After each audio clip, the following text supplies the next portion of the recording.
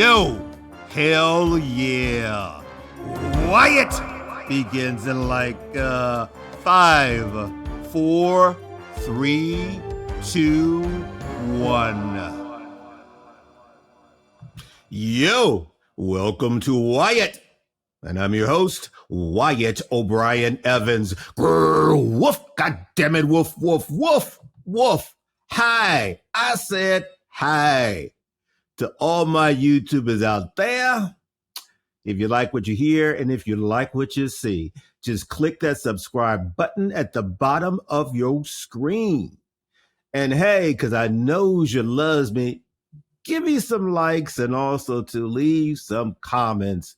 I definitely want to know what your thoughts are and, getting all that great feedback. Anyway, this edition of Wyatt is a very special one because we're going to confront an important and critical issue in the Black LGBTQ plus community, and that is the big D, depression. And I'm honored to have back on the show Dr. Jonathan Mathias Lassiter, due to popular demand. And Dr. Lassiter is a renowned licensed clinical psychologist. So this is his return engagement. And so we gonna get to it right now. So without further ado, Wyatt, I said Wyatt, welcomes back by popular demand, professor, author, public speaker, and licensed clinical psychologist, Dr. Jonathan Mathias Lassiter. Talk at me. How the hell are you? I'm doing well, super busy, but doing well and happy to be busy, happy to be in service, happy to be talking to you. Well, it keeps you out of trouble when you're busy. That's true. That's true. Well, Dr. Jonathan, thank you for the return engagement to Wyatt. Yes. Now, my friend, I love reading people's resumes, their CVs. So allow me to reacquaint our audience with your stellar and ever burgeoning career. Okay. Here we go. You are a licensed clinical psychologist in private practice at Lassiter Health, specializing in culturally informed mental health services. You are also the award-winning co-editor of the first and only text to focus solely on Black LGBTQ plus Americans' holistic health. The title is Black LGBT Health in the United States, the Intersection of Race, Gender, and Sexual Orientation. You are an on-air mental health expert. You've been featured across TV, radio, podcast, print media, the NBC's Today Show, PBS News Report, Sirius XM, iHeartRadio, Forbes, and The Hill. And you're also a professor, author, and public speaker. Now, let me tell you something. See, you thought I was going to shout it, but I fooled you. Let me tell you something. How do you have the time to do it all? Let's start there. Well, I say this to everyone. It really is a passion, right? I got into this field because I saw a need. I saw a need in myself, a need in my family, and a need in my larger community. And it all works together. It all works together. The speaking, the writing, the teaching, the research, it all works together for one purpose. And that is to improve the mental health, and through mental health, the holistic health of Black people. And man, listen, Dr. Jonathan, we're so thankful that you're doing that. And our major discussion is going to be depression in Black LGBTQ plus individuals, particularly men. Also, too, before we do that, I want to talk about your practice, your great book, and your upcoming book that's going to be published in 2025 by Hachette Press. Yes. So is that good to go? We're good to go. Let's talk about it. All right.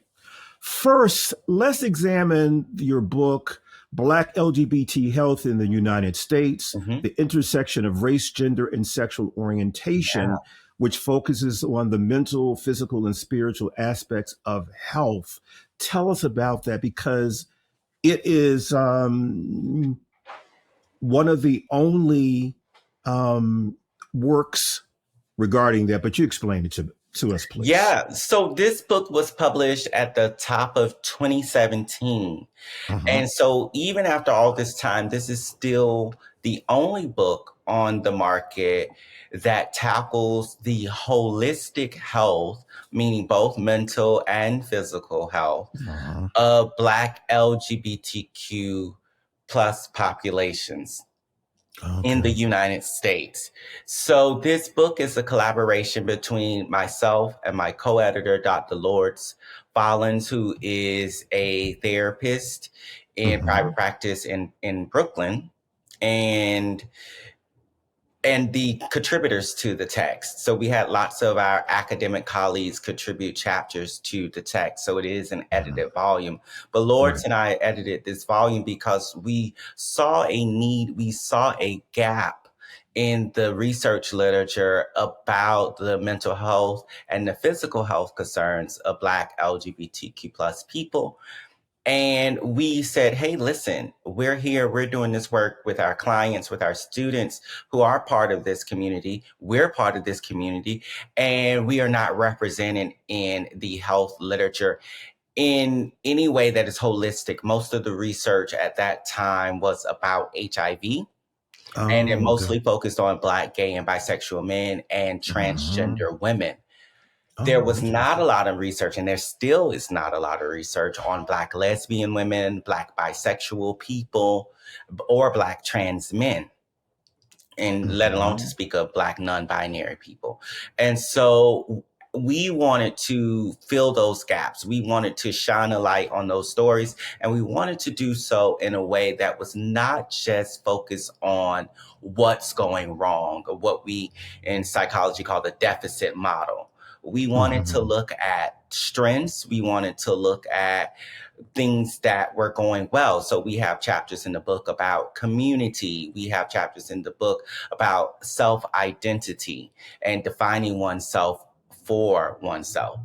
And so we also wanted to really make sure that the story of Black LGBTQ plus health was being written by people from the community. So we took a for us, by us approach with the book. So Okay. Dr. Follins and I are both part of the community, and all of the contributors to the book were also part of the community. And that was intentional, because too often the ways in which psychology, public health science work is that, one, there aren't a lot of people, Black people in that field who are allowed to get doctorates, starting from an early age. There are a lot of systemic things that keep us out. So it's not a lot of us doing the work. And then when we do that work, our white counterparts usually get the shine, right? So a lot of Um, what we do know about Black LGBTQ plus health is essentially written by our oppressors, right? It's written by mm, white men and women. Some of them also part of the LGBTQ plus community, but they're not Black as well. And so we really uh-huh. wanted the story to be told by people in the community who not just get it academically, but who also live it. That's heavy. Mhm. And, I'm an intimate partner, violence and abuse subject matter expert, and there's not a lot of research on Black victims Mhm. of intimate partner violence and abuse. There's just um, a lack of that in that area. We're going to talk about what you just said, made me think of another question. We're going to talk about, like I said later, depression and the need for a psychiatrist or a psychologist. But let me ask you this right now, Dr. Jonathan. Mhm. How important is it for um, Black people, Black LGBTQ plus individuals to have a Black therapist as opposed to a Caucasian therapist, or is it is it not a big deal? Mhm. So the research is mixed on this, right? So I'm going to Okay. reference the research and then I'll reference anecdotally. Because I think it's important that we speak about the research. It's also important to understand that knowledge is not just empirical, but it's also experiential. So I also want to Okay. speak anecdotally.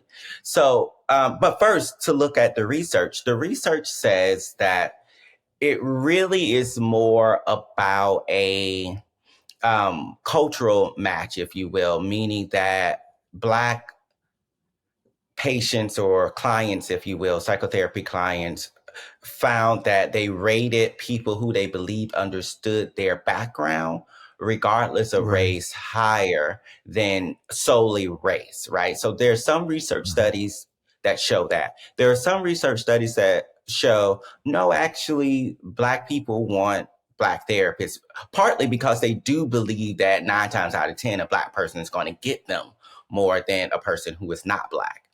Right. Um, However, though, that's not enough in the sense that a lot of Black people internalize anti-Blackness in big and small ways and may not understand or appreciate the Wow. culture of other Black people. There are Black clients who may be coming to the therapeutic space with internalized anti-Blackness that is contributing to their mental health problems, and they don't even recognize that. And so, if you have a therapist who may be Black, but who is not trained and experienced in recognizing all the ways in which anti-Blackness and other forms of internalized oppression may affect mental health, they're not going to be effective in helping the clients tackle that themselves. So while I definitely think that we 100% need more Black mental health professionals, Hmm. 100%, we also need Black mental health professionals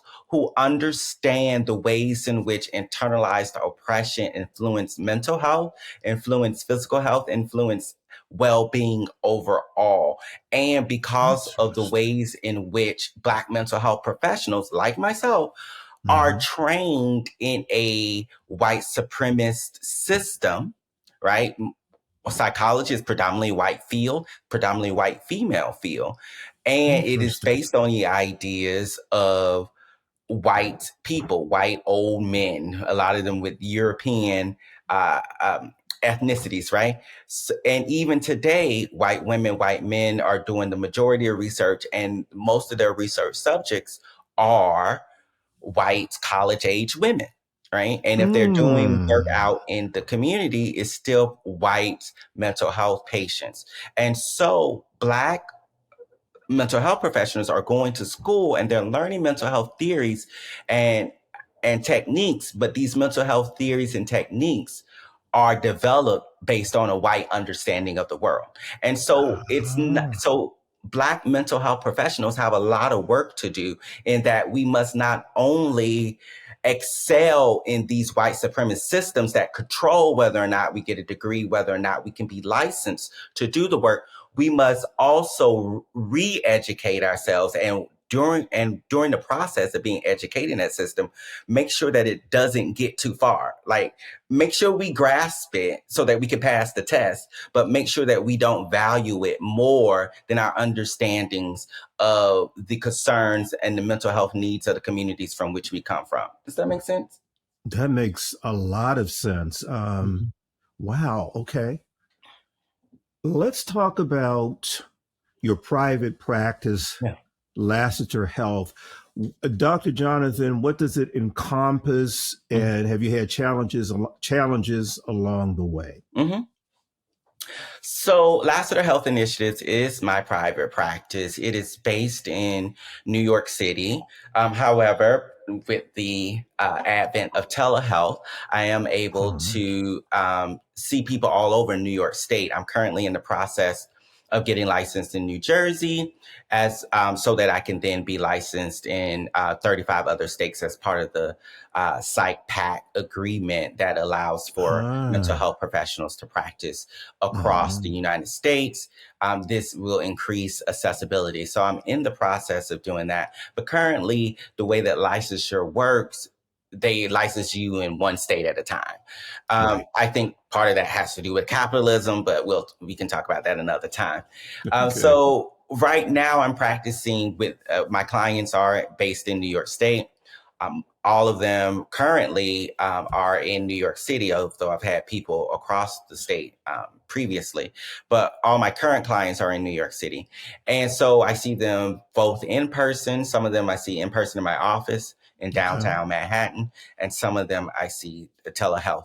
But my practice really focuses on providing that culturally informed care. Again, I've done a lot of work in making sure in educating myself around culturally specific practices, particularly African centered practices. There's a whole field of Mm. Black African centered psychology. I've studied that. I'm certified in African centered therapeutic approaches.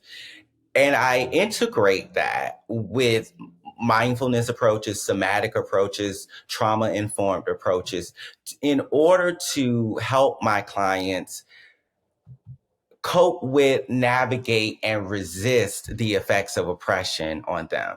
And when I say Mm. oppression, I mean writ large, both oppression as it plays out in society, but also in families, because our parents are also dealing with oppression. And oftentimes, the ways in which they Mm. treat us is a result of them trying to deal with their own experiences of oppression. So, for instance, my own father, right, very much raised me in an environment that prioritized emotional suppression. You know, Mm. don't stop all that crying, Yeah. speak like this. So that was partly due to his belief that as a Black man in America, I needed to be strong enough to resist Right. the barbarity of white supremacy. Right. So Mhm. that's how oppression can affect the ways our parents influence us, and then how we understand our own emotions. Right. And so Mhm. I'm helping my clients work through things like that. My clients often are what we might term high achieving Black people, people of color, gay and lesbian people, trans people who have reached what the white society would call success, right? They got good jobs, Mm. there things Right. like that. But they're often the only person that looks like them in their environment. They're often the only Mhm. people who, with their sexual orientation or gender identity in their space. And so they're navigating sort of these two worlds, right? They're often getting the message that, you could bring this part of yourself in, but you should leave that part of yourself out. They're often dealing with imposter syndrome. They are often like, was I overreacting when Oh Becky yeah. said that thing? And a I've lot of been there. times my job is like, no, you were not overreacting. Becky's racist. And here's how we gonna deal with that, right? And so I've so been there. I know exactly what you mean. exactly, right? And so most of us Mhm. have who worked in any sort of corporate environment or in things like that. So I'm helping my clients with that. I also work with same-sex couples, heterosexual Mm. couples too, but a focus on same-sex couples, because again, there aren't a lot of services for same-sex couples. I do a lot of speaking about dating and relationships for Black gay men. Mm. There's just aren't a lot of examples and role models, partly because it's been pushed Absolutely. underground for so long. And now that we have same-sex marriage rights and dating in the gay and lesbian LGBTQ plus community isn't as stigmatized anymore, people are trying to grapple with relationships, but they don't really have the tools. So I work with people around that as well. I am so glad we're talking about this because this was not part of my questions for you, but let me okay, dating. Mhm. Okay, you've had clients who are Black gay men trying to date, correct? Yes, Oh, correct. okay. What do you tell them about effective, open, and honest communication? So Without that, you don't have anything. without that what I tell them is that is the foundation, right? And without that, you're right, you don't have anything. We can make it through most anything as long as we have direct honest communication. You know, Right. oftentimes my clients are coming in and was like, well, I, thought they would know that. I said, how? Did you tell them? Right. Did you? They're not. Well, I sort of hinted at it, but did you say it with your words? No. Well, then they can't know. They are not Karnak. Right. They're not. They're not Karnak. They're not Karnak. They're not Professor Xavier. They aren't Jean Grey, right? So Right, exactly. Definitely, they're not Professor Xavier. Right. Come on. Right. So we have to use our words and we have to be direct. And a lot of times people are afraid to use direct, clear communication because they're afraid of the answer they're going to get. They're afraid of the response they're going to get. They're like, am I going to hurt someone's feelings? It's better to hurt their feelings now than to be in this long drawn out thing and then resentment builds, right? On both sides. So communication is key. So a lot of it is about helping clients go down that rabbit hole. Okay, so you're avoiding direct, clear communication because you're afraid of something. All right, let's play that scenario out. What's the worst that can happen? So we're doing exercises like that. We're talking about using I statements. So much of communication is identifying one's own emotions, one's own feelings. And oftentimes I have clients who have a lot of noise around their emotions, right? So they're hearing what Big Mama said, they're hearing what their daddy said, they're hearing what their friends said, and it's hard to really hone in on what they really want. So doing work around helping drown out those voices, push those other voices to the side so that the truth of one's true desires, one's true emotions can come through, and then we can articulate that. Some of it is, a lot of what I do is helping people just find the language of emotions. So I literally use like an emotion wheel and I'm like, look at this wheel. What emotions do you feel right now? Right. So a lot of that is related to communication, which is essential for healthy relationships. Well, I have to say, Dr. Jonathan, that I'm scared of you. I'm scared of you. And, as President Roosevelt once said, we have nothing to fear but fear itself. Yes, exactly. Okay, let me ask you this question without you, divulging any, patient confidentiality and all that great stuff. Is there a particular success story that you are most proud of in your practice? That's a hard one. Oh, okay. I don't, because I think oftentimes when people talk about success, they think, it's particularly in the therapeutic space, they think, oh, I've solved the problem. And therapy and healing isn't linear all the time, right? We may have one win, but then the next week we're struggling with something similar, So what I will say is that I am often very much humbled and grateful for the experience of seeing my clients do the work on a consistent basis. To me, that's success. To me, that's success. Is someone who shows up every week or every 2 weeks, if I'm seeing my clients bi-weekly, to look at the things that scare them, to look at the things that they have been avoiding, to say the things that they have never told anyone else, to confront the image of themselves that is, vulnerable, to confront the image of themselves that makes them sad, that makes them feel insecure. That is success to me. Yeah. Virtual hug to you, my brother. Oh, yeah. Right that back. Is so, thank you so much. That is so, that's priceless. That's invaluable. Okay. Thank you for that. Now I want to talk about clinical depression, known as major depressive disorder, MDD. I call it the big D. I'm going to read a quote first from Psych Central. Okay. which is a mental health information and news website. And the source of that site is overseen by mental health professionals who create and oversee all the content published on that site. So let me do it like this. Here's the quote. LGBTQ plus individuals are more than twice as likely as heterosexual individuals to experience a mental disorder and 2.5 times as likely to experience depression, substance misuse, and anxiety. LGBTQ plus communities experience higher rates of suicide attempts and suicide ideation, end quote. Dr. Jonathan, what's your take on that analysis? Is that pretty much correct?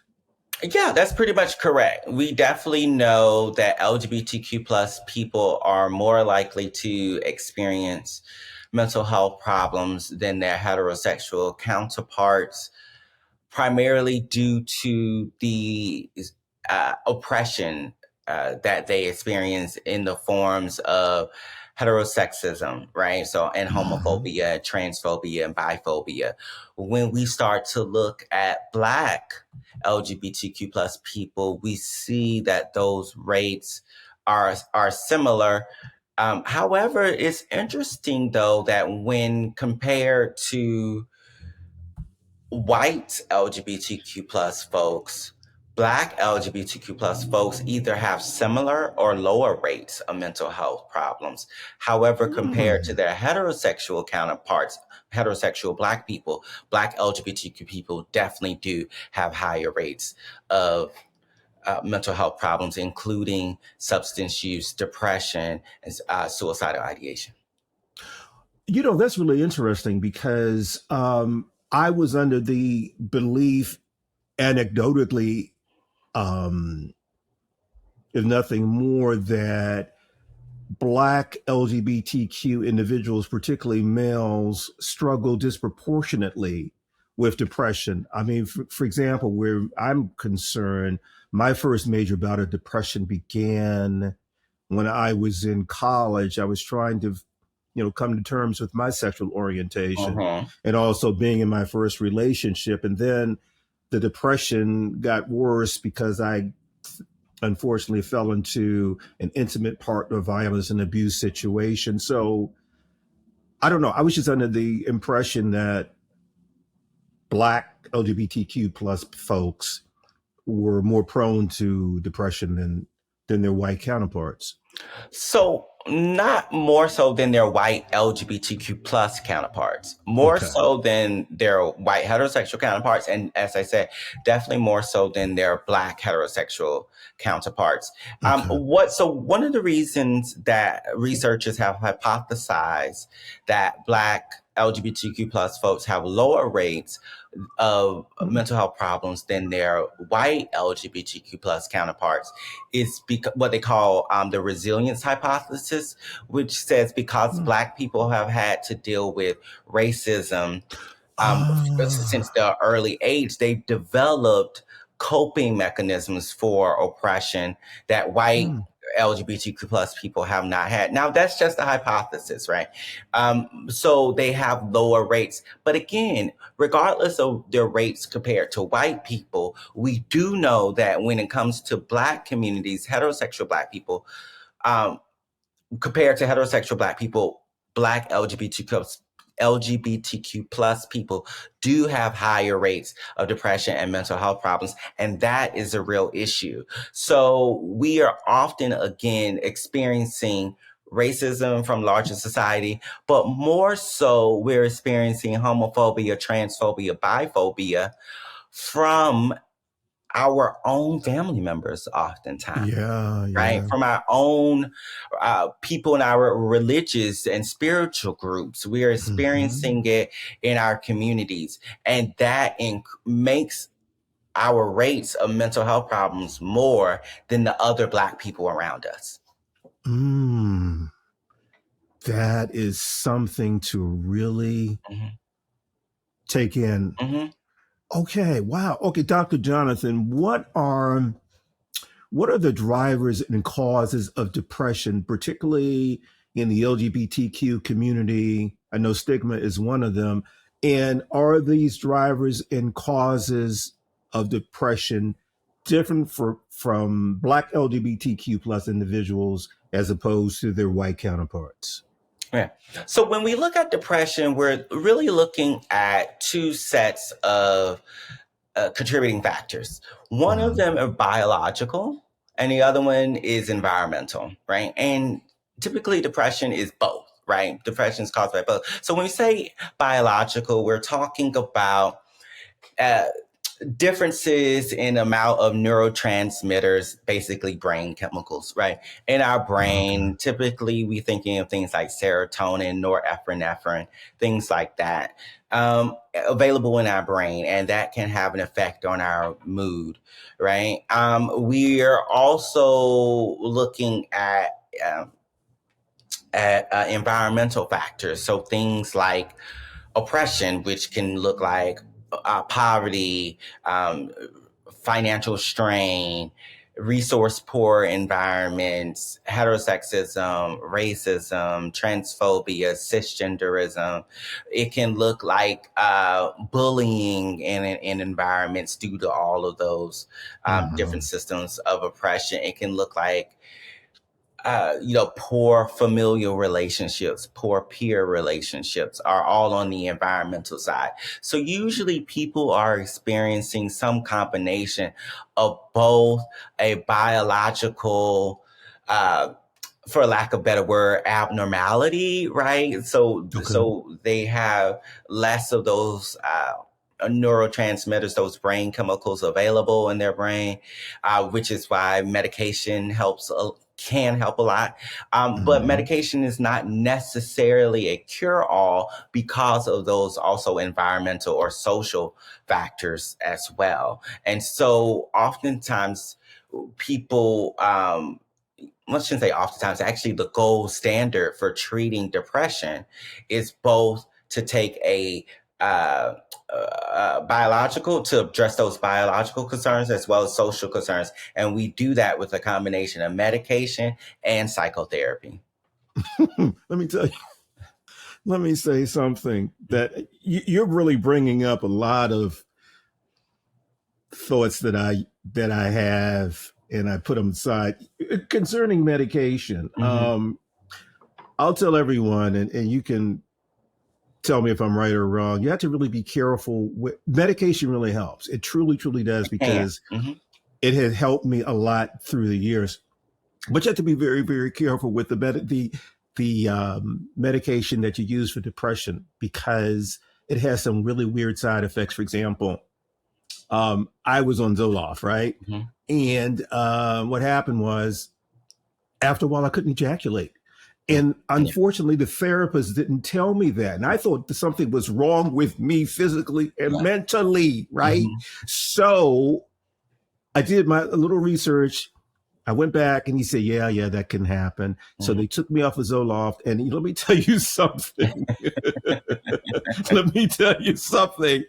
After I got off of Zoloft and got on something else, the ejaculation was like Mount Vesuvius, because it was wild. So I tell my audience, listen, medication is great, but be careful with these side effects. Yes. 100%, right? And that is why it is important to make sure that if you are seeking treatment for depression and you're interested in medication, that you are working with a psychiatrist that is really taking time to understand your particular set of needs. Sometimes doctors, take a one-size-fits-all approach. They've heard it all before. And so they're just going to prescribe you something. But don't let that happen to you. Speak up for yourself, because there are real side effects, and not just sexual, changes in ejaculation, but even the desire to want to have sex, can dwindle for a lot of people. There could be changes in sleep, appetite. A lot of people gain weight on those medications, Right. you know, and it also can take a little bit of time to get the right medication. Every medication is not created equal, and each person is different. So it may take a little experimenting with medications to figure out the one that is right for you, right? Mm. And it may take a little time for that medication to reach its full effective powers. So those are just some things to keep in mind when exploring medication for depression treatment. Well, my audience, I learned the hard way. I learned the hard way. I know it's really scary. I can only imagine. That's a whole nother show. But anyway, let me ask you, Dr. Jonathan. Mhm. What are the symptoms of depression? I Mhm. know, for example, hypersexuality can be a symptom, or just a total lack of desire to have sex. So Mhm. give us an idea of what some of the symptoms are. Yeah. So I want to be clear that when we're talking about depression, we're talking about a prolonged experience of a set of symptoms that Okay. is having significant impairment on our functioning. Okay. So sometimes people confuse sadness or grief with depression. And we all get sad. That's part of being human. That's not necessarily a mental health problem, right? Right. We're grieving, whether we're grieving the loss of a person, a job, a pet, right? We're getting sad. That's something different from depression. So usually when we're talking about depression, we're talking about depressive episodes which last at least 2 weeks, and people have at least 5 particular symptoms and out of the list. And I wrote these down so I can be clear and specific. So we Okay. are particularly looking at persistent, sad, anxious, or empty mood. Empty mood. Mm. We are looking at feelings of hopelessness or pessimism, feelings of irritability, frustration, or restlessness. So everyone doesn't feel sad. Some Right. people feel more irritable and seem like they're wired up their fuse, to quote Eveline from The Wiz, you know, a little bit more than usual, right? Right. Some people are feeling guilt, worthlessness, or hopelessness. They have a loss of interest or pleasure in activities that usually would bring them joy. So maybe you used to really love playing tennis and now you play tennis and you still feel blah, right? That Yeah. can be a symptom of depression. Fatigue, lack of energy, or feeling slowed down is a symptom of depression. Difficulty concentrating, difficulty sleeping, or conversely, sleeping too much are symptoms of depression. Changes in appetite, whether that's eating more or eating less, unplanned weight changes. Also, depression affects our body. We can feel it in our bodies. So, physical aches or pains, headaches, cramps, digestive problems are also symptoms of depression. And one of the most severe symptoms of depression is thinking about death and Yeah. suicidal ideation, right? So thoughts Mm-hmm. of suicide, whether Mm. that's active, right? Like, oh, I'm thinking about, you know, maybe taking these pills or something, you know, Right. or whether it's passive. I wish I wasn't here anymore. I wish I could fade into oblivion. And so what we are, in order to diagnose depression, we're usually looking at people having at least 5 of those symptoms over a period lasting at least 2 weeks, and it has significant impairment on their ability to function. So whether that's functioning in your relationships or functioning at your job, right, or functioning, you know, in how you take care of yourself, right, eating, Right. showering, things like that. That's how we are usually diagnosing depression. Got it. Thank you for that, Dr. Jonathan. I want to mention something.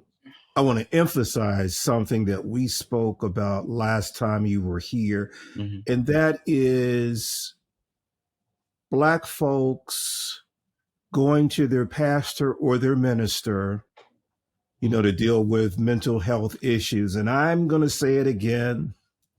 Unless that pastor or minister is a licensed therapist, Mm-hmm. right? Unless he or she is a licensed therapist, it's not going to work. You need to go to someone like you, Dr. Jonathan. So am I right or am I wrong here? I'm a both and person. Right? So we know that faith, spirituality, religion is very important for a lot of Black people, right? Mm-hmm. Particularly older generations like myself, right? Some of the younger folks, the Gen Alphas, Gen Zs, they're like, religion, they're a little more skeptical. But I was, as my friends say, rolled up in the Southern Black church. And so people like myself, people in generations before me, that institution, and even if not churches themselves, religious people, religious resources, religious figures still have a lot of weight for them. Mm-hmm. So I think it could be helpful to seek care from one's clergy members. But what type of care, right? So mm-hmm. I don't separate out body, mind, spirit. I think good health means that body, mind, spirit are operating well together. Body, mind, spirit are operating well together. They're in balance, right? And so clergy, religious leaders, spiritual facilitators can help with that spirit piece, which also affects mental and physical. However, we also both and while we are seeking services from our spiritual religious leaders, we also need to see a trained mental health professional. However, again, all mental health professionals are not created equal. And so we need to be seeing someone who not only has the mental health training, but also the cultural humility to appreciate the integration of body, mind, and spirit. Well put. Now, everybody, I am not anti-religion, so I don't want to get letters or calls. I'm not. Okay. Thank you, Dr. Jonathan, for that feedback. Now, you use social media very effectively. I mean, because you've been teasing us with your upcoming book, a memoir, yes, which will be published next year, 2025, by Hachette Press. Mm-hmm. Now, when you were here last time, you said the title was How I Know White People Are Crazy. Yes. So is that going to be the title? Or are you going to change it? You see me do this? Yeah, I saw that.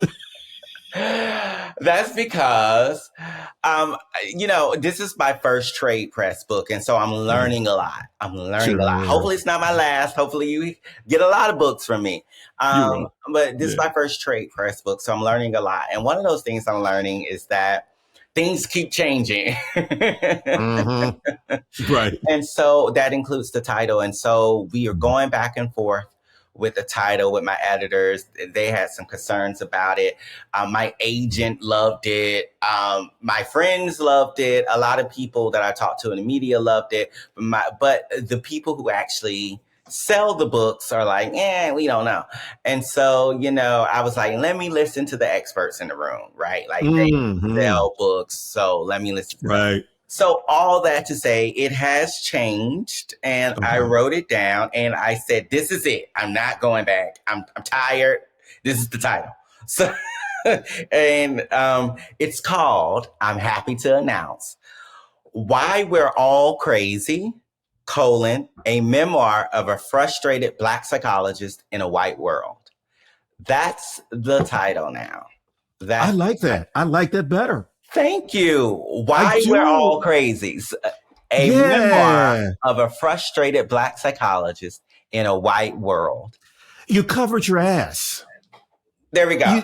You diplomatically, Dr. Jonathan, covered your ass. But actually, it's a better title. Titles, as you know, even with novels, I write novels. Titles can make or break a book. Yes. Mm-hmm. And that title tells you a lot. It tells you a lot. Yes. What does it tell you? Because I know what I think it tells me. What does it tell you? Give it to me one more time, please. Why We're All Crazy, a memoir of a frustrated Black psychologist in a white world. It tells me that what am I trying to say here? I'm on the spot. It tells me it's to me it's a comparison of Black and white, mental health, a comparison of mental health between Blacks and whites. The we are crazy part, you can branch out in a lot of different directions with that. You can talk about why, what it means to be crazy. Yes. Why are we crazy? The diagnoses of crazy. Yes. Tips and strategies to not be crazy. Yes. And if you really want to do this, you might do this anyway. You can have a broad-based picture, but also to really drill down into Black LGBTQ. Yes. Am I making sense? I mean, you put me on the spot here. No, thank you. Thank you for going along with it. But no, it's all those things you said is what's in the book. Really? All those things you said is what's in the book. So that means that my editors, thank you, Krishan and Leah. And so, so the book is about why we're all crazy. And what I'm saying, the reason that I explain that we're all crazy is something that I call the whiteness mindset. Whiteness mindset. And so it's a mindset that we all have regardless of our race or skin color, right? Okay. It is a mindset that prioritizes individualism, competition, and materialism. It is a mindset that does not understand us as connected to each other, therefore have a responsibility to each other. And when we carry that type of mindset around, then we don't care about our fellow human beings. We enact racism. We enact heterosexism. We turn an eye to other people's suffering because it's all about us. It's all about us, right? And so that particular mindset has affected us as individuals, but it's also affected the mental health field. So much of mental health is about individual responsibility. Even our treatments is individual most of the time. That's a cultural thing because you look at other cultures, healing is a communal effort. Healing is a communal activity. But in our Western society, we have individualized healing. So mental health itself is affected by whiteness, and it puts the burden of healing and the blame for needing to be healed on the individual. Mental health in our Western society is affected by materialism in the form of capitalism, right? Insurance companies decide what is worthy of being, what is worthy of funding for treatment, right? How many sessions we can have, et cetera, et cetera. So in the book, I talk about all of that, and I use stories from my own life to look at how whiteness has impacted me. And it's something that I've been grappling with throughout my life. And also how whiteness in the mental health field impacted me as a young person becoming a clinical psychologist. So all the ways in which the well-meaning white people, my supervisors, my professors tried to indoctrinate me into this white understanding of mental health, and then demonized and tried to punish me for trying to think outside of that box of whiteness. Dr. Jonathan, you've got a winner on your hands, and when you start your book tour next year, you must make Wyatt a stop. Yes, okay? I look forward to it. Yeah, I mean, whoa. Okay, before we go, I have a question for you. Yeah. And it is, what are some keys to mental health and wellness for Black LGBTQ plus individuals What can we do to become the best we can mentally, spiritually, emotionally? So, I'm actually in the midst of doing a research study. I'm analyzing data from a study where I interviewed 29 Black, gay, bisexual, same gender loving men across the United States. And Mm-hmm. I was asking them, what are some health concerns, both mental and physical, that spirituality can help alleviate, right? And Mm-hmm. so through asking that question, a lot of them started to talk about the sort of concerns they have, but also the strategies through which they think mental and physical health can be improved for Black, same gender loving men and Black LGBTQ plus people at large. And some of the things that they were naming was really self love. Mm-hmm. That's number one. It's easier said than done because we have so many messages that are aimed at turning us against ourselves. Aimed at turning us against ourselves. Actually, Mm-hmm. if you indulge me for a moment, Oh, certainly. I want to pull up a quote from one of the participants that I Okay. thought was so beautiful and encapsulated what I think of particularly the problems that plague Black same gender loving men in particular. Okay, notes and memos. Here we go. So a Mm-hmm. participant said, I believe that we're born into talking about Black same gender loving men. We're Mm-hmm. born into families to break generational foolishness.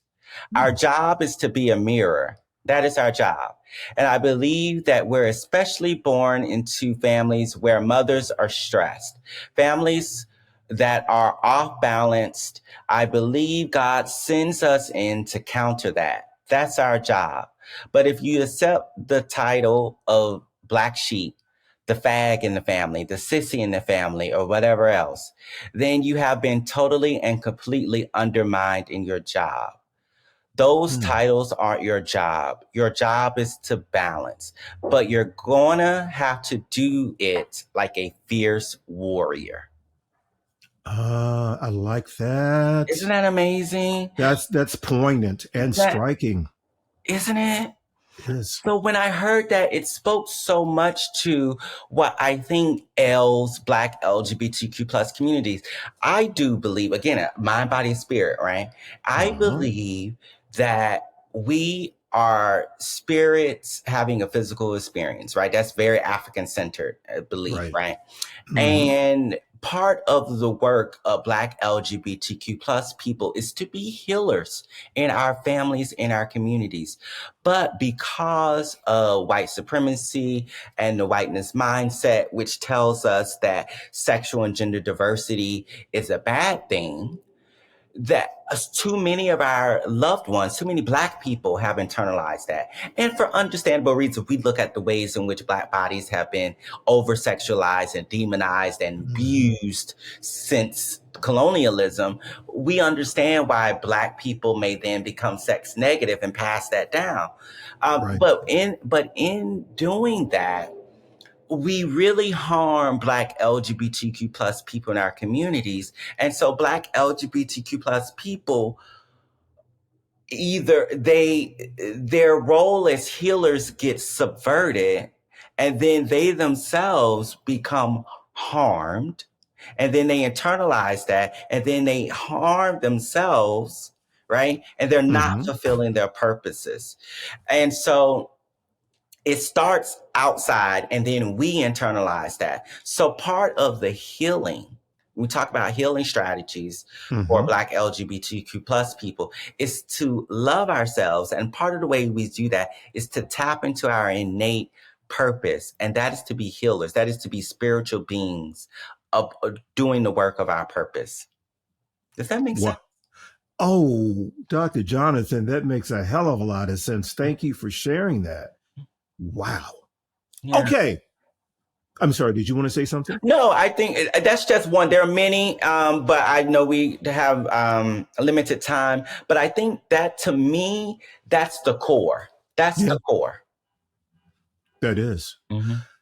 Where can we get a copy of Black LGBT Health in the United States, the intersection of race, gender, and sexual orientation? Yeah, so that's available anywhere books are sold. I recommend bookshop.org. That website in particular supports independent book publishers. Of course, you can always get it on Amazon. You can also get it at the publisher's website. That's Roman and Littlefield. But yeah, just Google it, and where to buy it should come up, and you choose where you want to spend your money. I like that. Now, how can we follow you, connect with you? Give us all of your social media. Yeah. So it's easy. It's all Lassiter Health. So at Lassiter Health, LAS as in Sam, SITER Health, all one word, at Lassiter Health. You can find me on both X, formerly known as Twitter, and Instagram. Got it.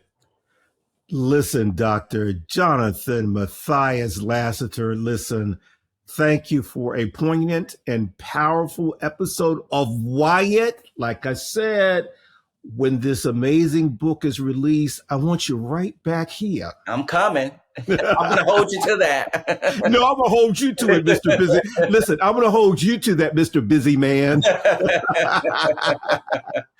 But seriously, thank you so much. I appreciate your time.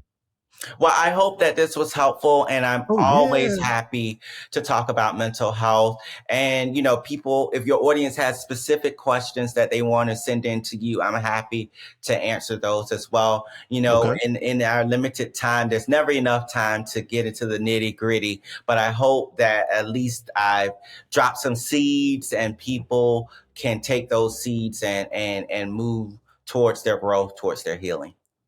Well, you dropped some knowledge on our heads. Well done. Thank you.